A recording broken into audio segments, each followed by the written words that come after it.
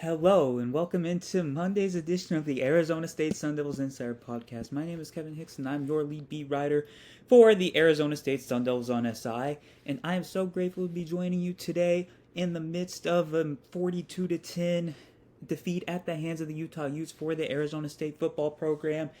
They officially moved to 2-1 in conference play. Last season they obviously started out 2-2 with losses to both Texas Tech and Cincinnati before rallying to win the Big 12.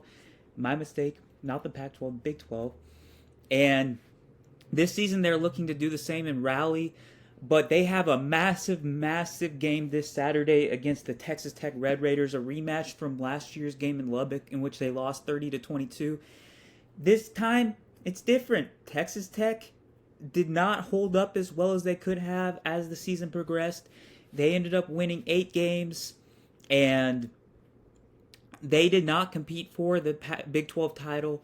But this season, Joe McGuire brought in a phenomenal transfer class. They retained a lot of the same players from last year's team, as depth as head coach Kenny Dillingham has said.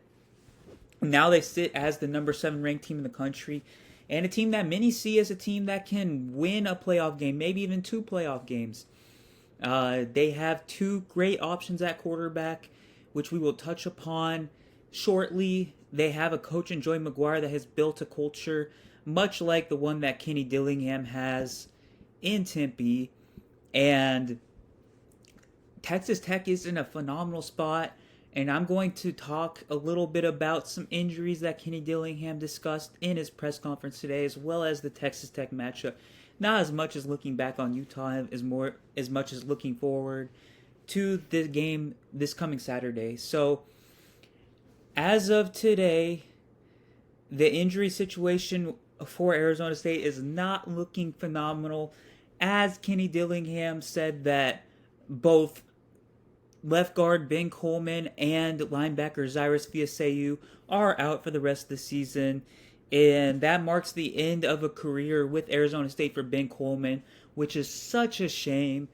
Ben Coleman has truly embraced the Valley. He's embraced Tempe. He's embraced the Arizona State program. He's been one of the more stabilizing forces within the roster over recent years. He's planning to build his life in Tempe in the Valley. He recently bought a home here, from my understanding, and it's just unfortunate that he suffered the injury in the 6th game of the season. Too late to get a medical register unless there's a really accentuating circumstance.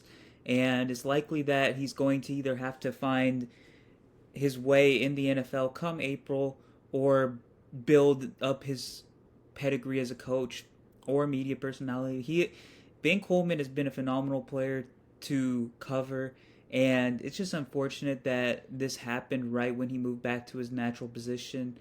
Himito Abigbo and Wade Helton are going to be the left guard and center moving forward.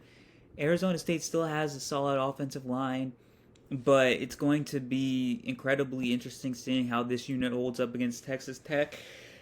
And with Fiaseu, he got hurt in the 4th game of the season against Baylor, which means that he should be eligible to get a medical register and play next season. I asked Coach Dillingham about that, and he said that is 100% on the table. And it looks like Fiaseu is probably going to be back next season. Just unfortunate that his season ended under these circumstances. There was hopes that he would return out of the bye week, but it turned out to be an injury that was serious enough to warrant surgery. So life comes at you fast, and now Martell Hughes is going to continue to play the same large role that he's played over the last 3 games. Last 2 games. Yeah. And Xavier Alford is out for an extended period of time. It doesn't sound great surrounding his status moving forward. Coach Dillingham did say that Alford is hopeful to return. They are hopeful that he will return later on in the season. But it gets to a point where you might have to start looking at a medical register for him as well, and hoping that he comes back and plays next year, because Ghost Rouser is going to graduate, and you might need that veteran presence next year once again as Boogie Wilson really transitions into the ghost role next season, likely. So Alford can play 2 more games to retain eligibility for next season. That's fascinating to track moving forward. If they beat Texas Tech, who's to say that he won't come back for the Iowa State game or the West Virginia game and try and play out the rest of the season in an effort to gift the Sun Devils another appearance in the Big 12 title game. As for Sam Levitt, his status is now going from week to week to day. I don't know if that's in terms of the outlook of his health, if it's improved, or if it's just Dillingham saying they're taking it day by day. I wasn't 100% sure the context of that, but it doesn't sound like Levitt has... It sounds like there's a better chance that Levitt plays than maybe meets the eye, especially considering he was wearing a boot on Saturday night at Rice-Eccles Stadium. But like you said, we're going to know a lot more over the next 2 days of practice. Sam, I really do feel like ASU needs Sam to beat Texas Tech, to have a chance to beat Texas Tech even at home. But the next few days will be very, very telling, and that moves me into talking about Texas Tech. So the matchup issues that Texas Tech presents Arizona State, their defensive line and front seven as a whole is absolutely phenomenal. Dillingham really touched on that.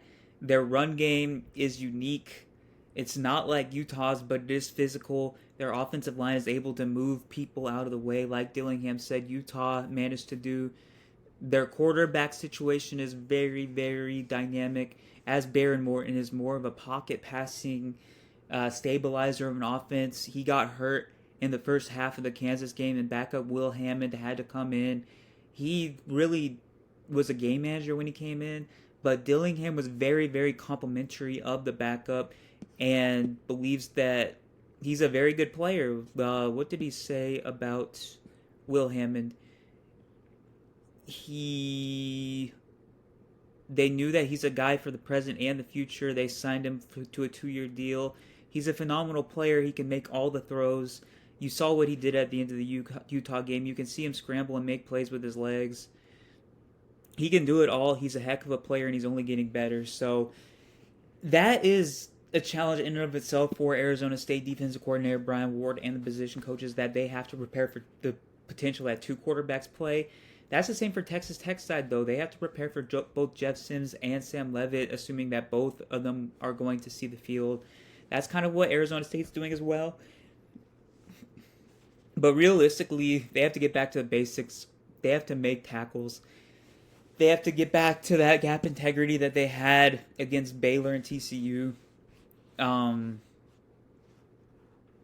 It's just going to be a tough out. And before we wrap up today's show, I wanted to discuss what Kenny Dillingham had to say about Texas Tech head coach Joey McGuire.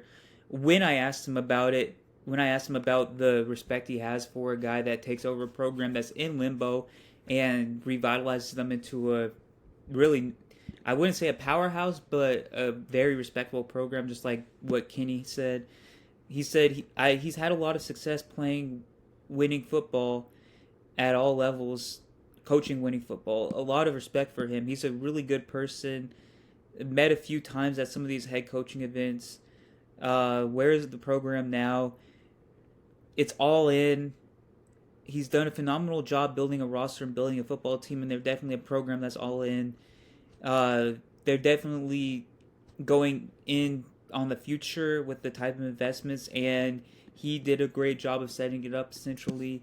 And I all the respect in the world for him. He's a great person. He said he's a great person twice, so there is a lot of mutual respect between Dillingham and McGuire, I'm sure, as there was with Kyle Whittingham, with Sonny Dykes. Dillingham is one of the most honest people in the business, and he typically has nothing but good things to say about the opposing coaches, and that he really models the way his program operates after some of these coaches. And this Saturday is going to be an absolutely incredible match. Here's to hoping that Sam Levitt is back. Here's to hoping that the Sun Devils return some of the players that got injured on Saturday night back. And I will be there in Tempe at Mountain America Stadium for a 1 p.m. AZT kickoff. And thank you so much for tuning in today. That's really all I have for Monday's edition of the Sun Devil Insider podcast. And I will see you tomorrow with a new episode after Arizona State practice.